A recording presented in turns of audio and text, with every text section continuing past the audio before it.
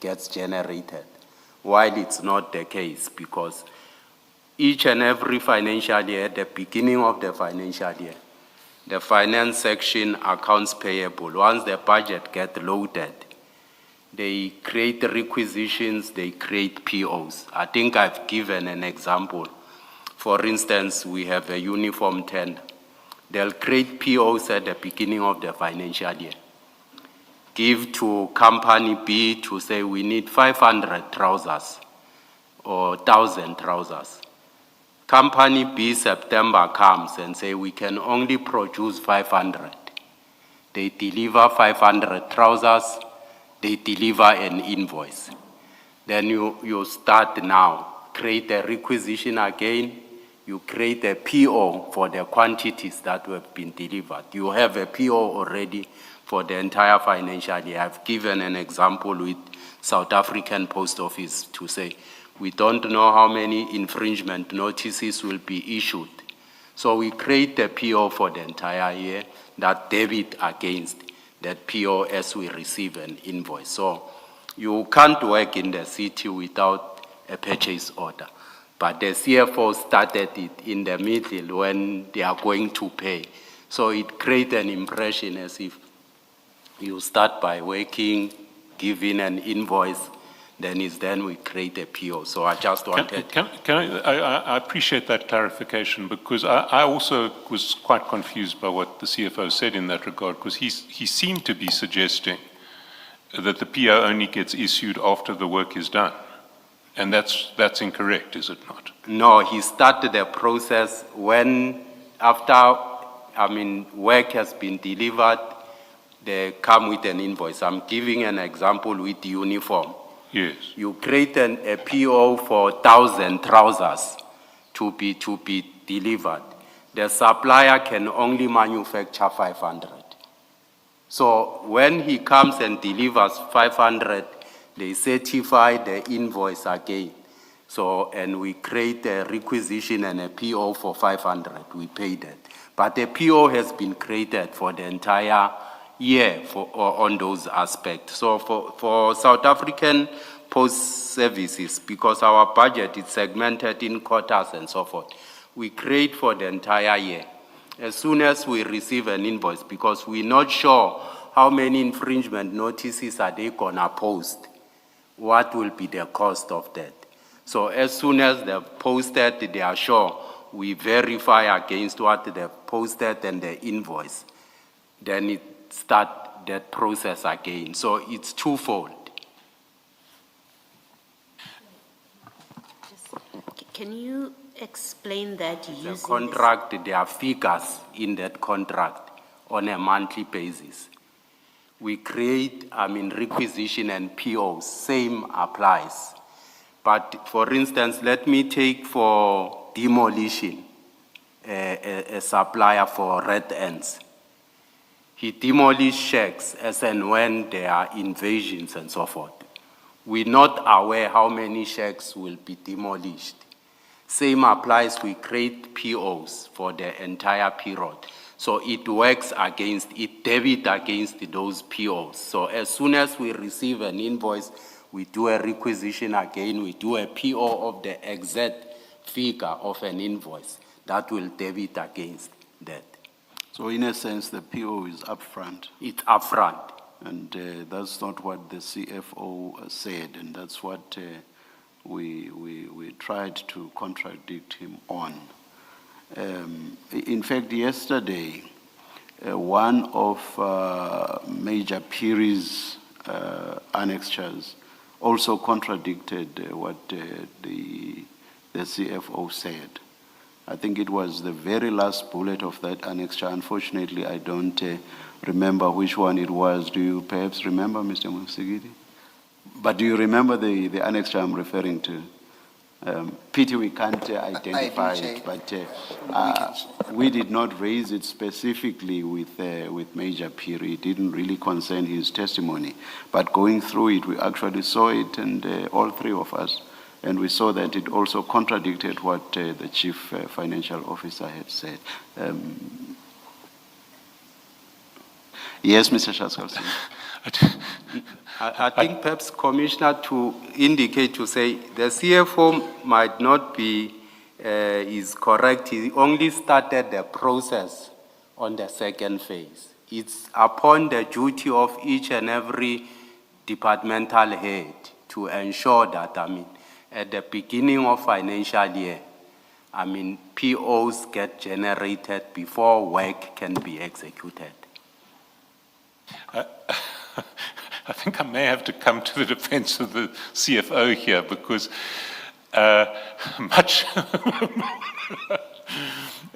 it's not something I usually do.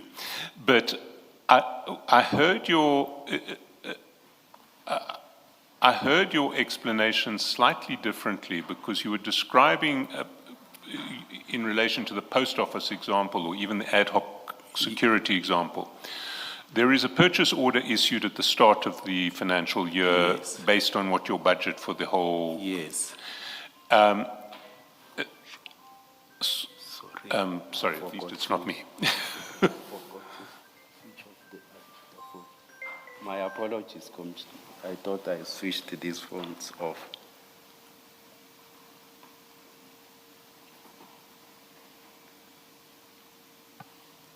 Apologies. Yes. No problem, Deputy Chief. If it's any consolation, Deputy Chief, I've done that also. But so you, and let's take the ad hoc security services where there are a number of different service providers. Yes. You have a budget for the whole service. You have, say, 8 service providers. You estimate do you then divide the budget by 8 for each of the service providers, or either you do that or you estimate which service provider is going to get which portion of the budget? But will you issue a purchase order for each service provider at the start of the financial year? Let's go on the ad hoc services, SC. The tender, when it gets advertised, it advertises with 2 portions of, payments to say, what are your fixed rate per month, per guard, and so forth. So as soon as the contract gets awarded, it has got a fixed monthly figure of that particular service providers. Because ad hoc services, it's as and when required. These are not fixed services. They can come for 3 months, they can go as a need arises. So these are not fixed. And it's incumbent upon the assets protection services to say, as they receive a request from either electricity, from housing or whoever, for additional guards, to say maybe we are busy upgrading a power station, will require additional guards.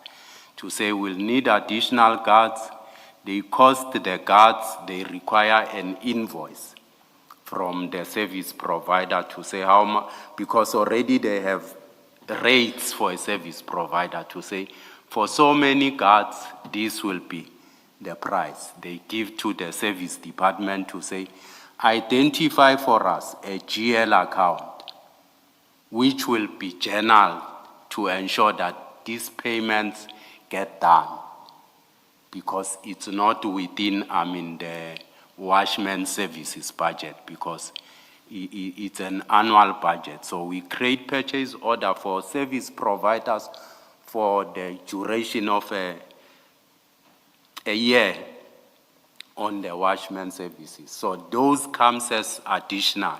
So they create, GL to ensure journal of those, monies.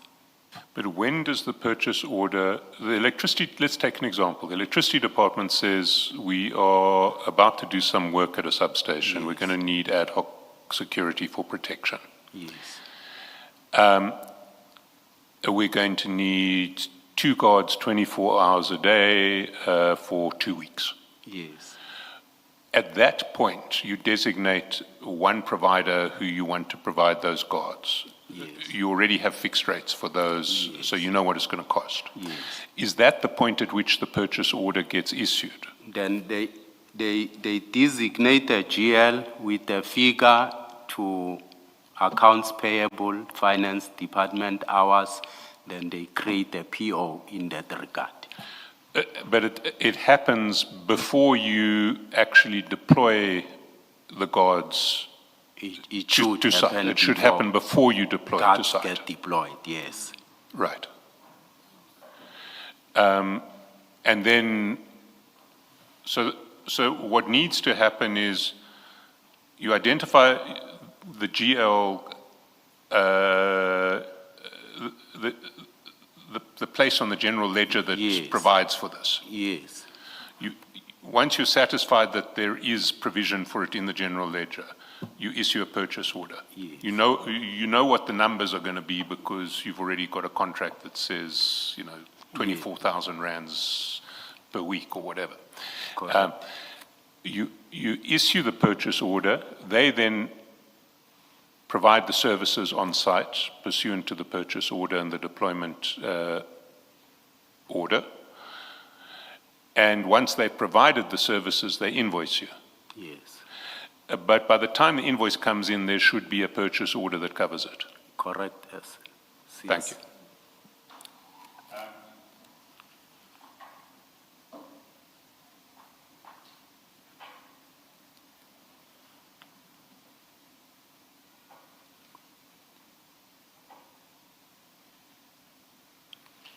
Sorry, that was a bit of a diversion, but it was something that we did need to clarify.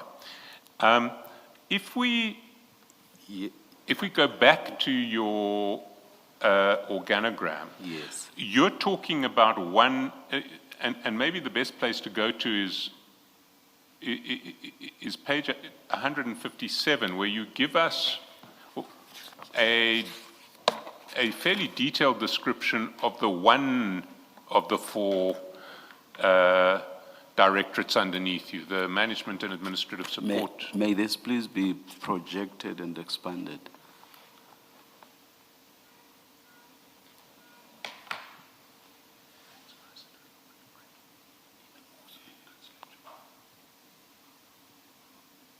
One, 157 or 156 for a few seconds.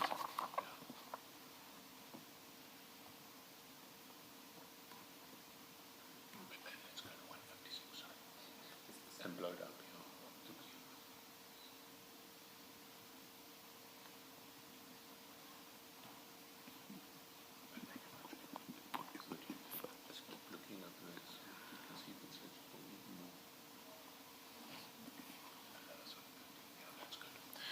So if we go to 156, we see you have four different directorates underneath you. The one that we've been looking at is management and admin support. yes, There are three others: policing, logistics support, administration bureau, and internal affairs. correct, I see.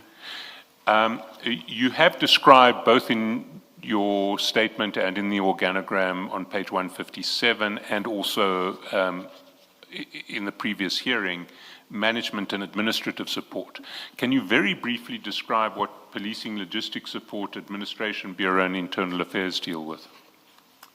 Policing logistics deal with the fleet management of the department, and they also deal with issues of, it's logistics of the department, uniform, fleet, which is, vehicles, building maintenance,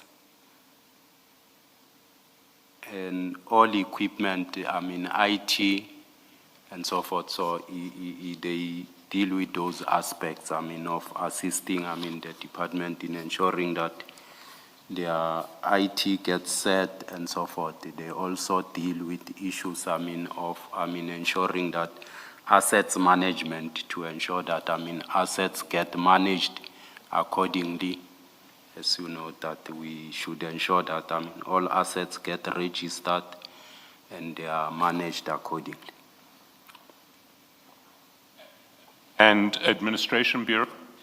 Administration Bureau deals, with issue of, infringement, capturing of infringement notices. As the divisions go out to issue notices, it's upon this division to ensure that, they capture notices, they are posted on e-notice, they liaise, with, RTMC in ensuring that, all the infringement are posted. They liaise with SAPO in terms of receiving invoices and payment of such. Sorry, SAPO. South African Post Office, sorry about it. Sorry.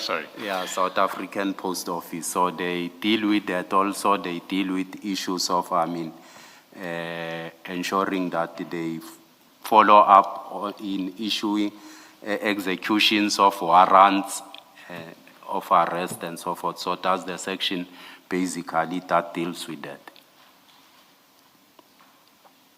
And internal affairs? Internal affairs deals with issues of, investigation of, departmental laws. If members are involved in accident, they need to investigate if the member was at fault or what. Damage and loss control, they deal with issues of, issues liaise with legals on litigations, and also issues of conduct within the department.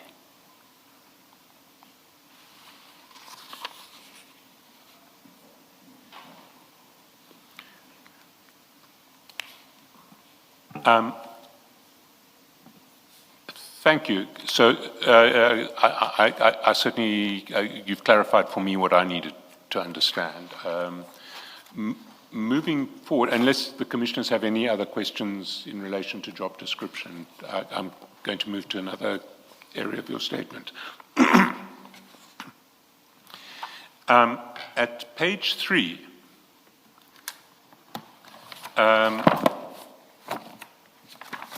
of your statement, you describe your relationship with Sergeant Nkosi, and you say you met him when he was still at primary school in Soshanguve, and you're both from the same neighborhood. And you say, in 1996, I became actively involved in managing the family business, which was when I started having close interaction with Sergeant Nkosi. Sergeant Nkosi used to frequent the business, and he would volunteer to clean the vehicles, and he would sometimes receive a stipend for his efforts. So I'm assuming the family business was a taxi business.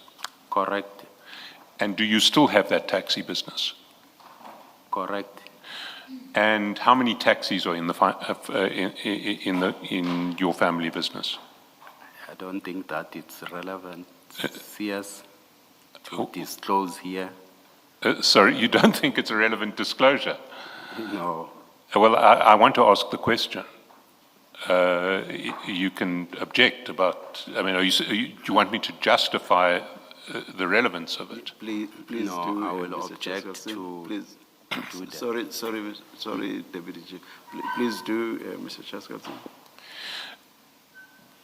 Well, what we're investigating here involves investigating allegations of people who are linked to the taxi industry, who are linked to the taxi industry and are alleged to have been involved in organized crime, and are also alleged to have been involved in efforts to infiltrate the SAPS and the TMPD. And your status as someone inside the TMPD, a deputy chief of the TMPD, and a taxi business operator raises questions in that regard, and I'm trying to establish whether you are a serious player in the taxi industry, a very small operator in the taxi industry, and I'm going to ask you questions about the taxi industry and your relationship to other people in the taxi industry.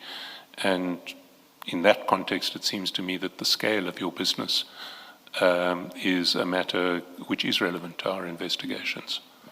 Please answer the question, Deputy Chief. No, I mean, Commissioner, much as I'm saying, as I indicated, it's a family business. I'm not running it. I'm not involved in it. It's run by my brothers, so don't think it will be proper for me to disclose their. You're talking about who runs it, who owns it. I'm not owning it. It's owned by the family, my brothers. And you receive no proceeds from this business? From this business, I receive no proceed. Yes. Are you saying you receive no proceeds whatsoever from this family business? It depends on what, if I'm being assisted by my brothers or not. I don't know what are you referring to, but I don't get a salary out of this business. No. Do you receive any proceeds from this business? Does your brother make any payments to you from this business? Not on a salaried basis, No, but from time to time. Have you never received any money from this business? Business has been paid to you by way of that sort of assistance, just an estimate. So how much money from this business has been paid to you by way of that sort of assistance, just an estimate?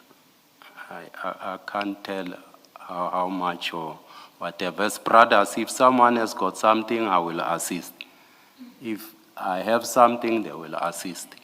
Someone can do a tent, can do whatever, so. In total, are we talking about thousands of rands, tens of thousands of rands, hundreds of thousands of rands?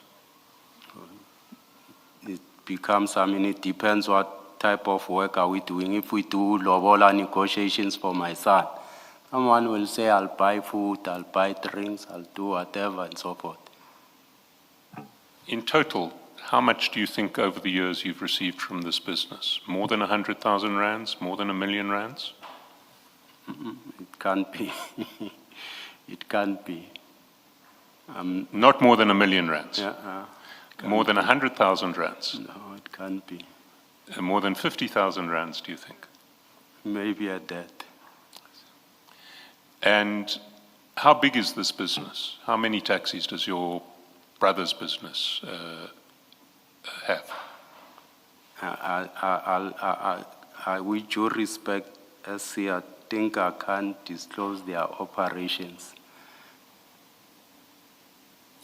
Let me make you understand to say sometimes in a taxi industry you work with positions. You will have positions from, I mean, Rustenburg to Pretoria to Rustenburg, Mabupan to Rustenburg, I mean, Pretoria to Limpopo, Pretoria to Joburg. You mean routes? You mean routes? Routes, yes. And sometimes you'll find that, I mean, you get someone perhaps who's either battling the route, is not, I mean, either he has some challenges. You put a Kumbi either under his name, you operate that route. So, I mean, disclosing such things compromises even the other party. Sorry, compromises? The other person. Let's say I have an arrangement. You have a route from Mabupane to Joburg. So you're saying you don't, if I've come to your brother and say, I have this route, I can't service it, I need a taxi, will you help me out? Yes. You don't want to compromise me. Yes.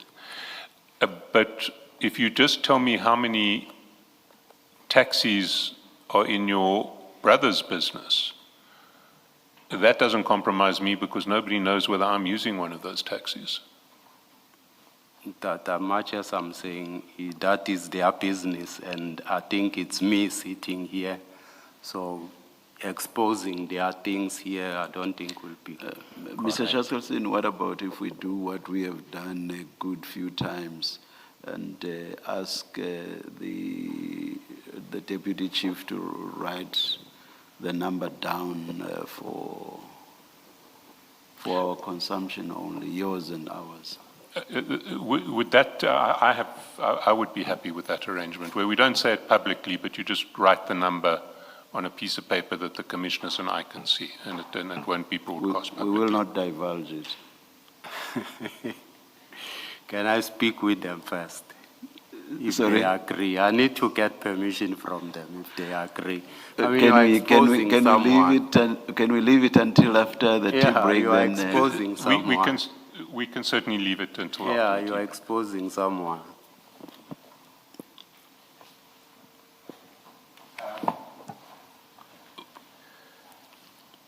Is this family business affiliated to any particular taxi association?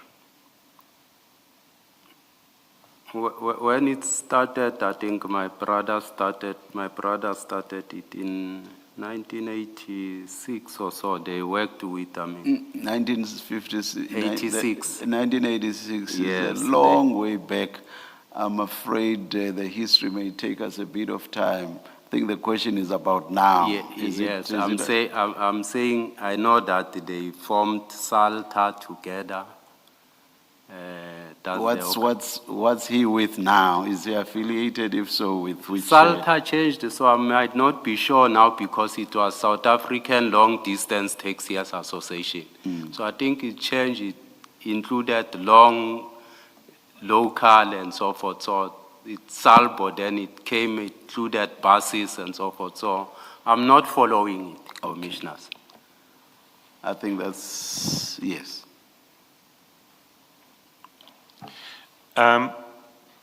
Now, Sergeant Nkosi has testified to this commission about his relationship with the late Mr. Msibi, Yes. and he described that relationship like that of son and father. You describe your relationship with Sergeant Nkosi as a relationship like that of one between brothers in your statement. Did you have any relationship with the late Mr. Msibi? Mr. Msibi worked very closely with my brother, and actually we grew the same area.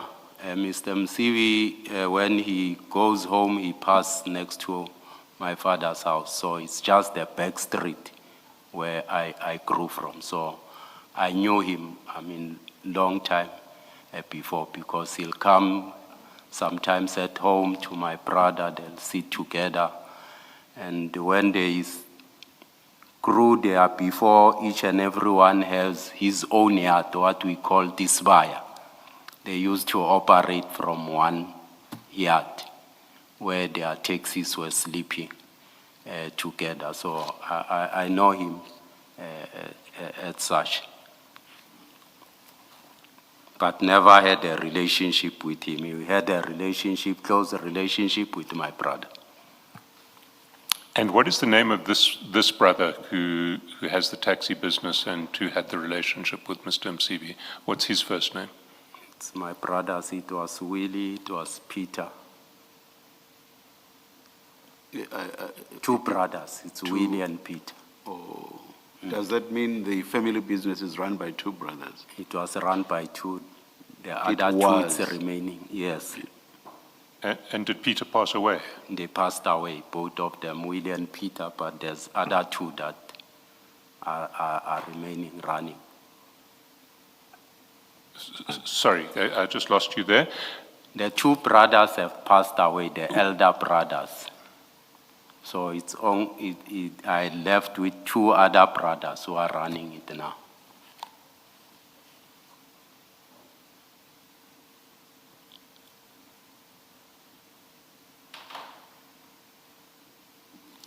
And the brother who had the relationship with the late Mr. Msibi was Willie, or Peter as well? Both. Both.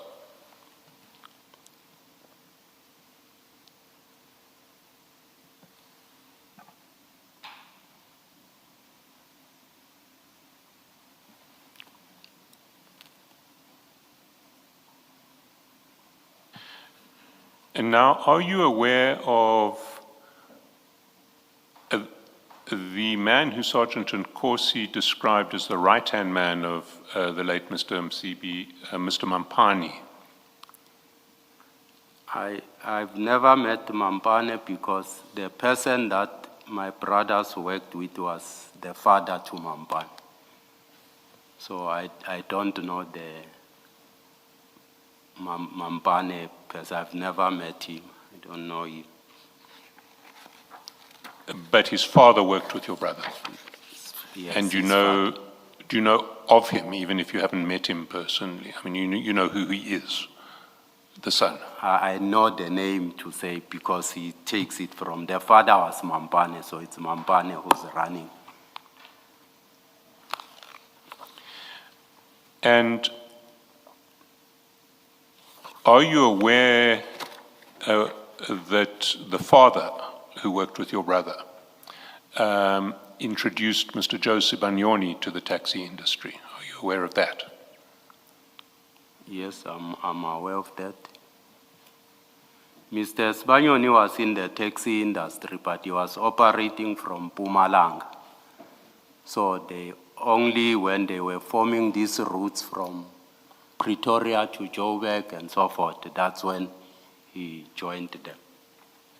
He was in the taxi industry, he was operating from the Mpumalanga side.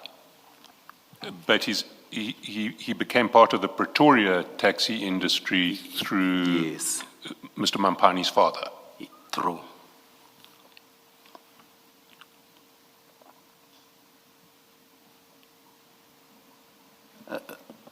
Deputy Chief, I do not know now whether we use the singular or plural. Do we say brothers or do we still say brother in relation to your family business? At the beginning, you were saying Brothers.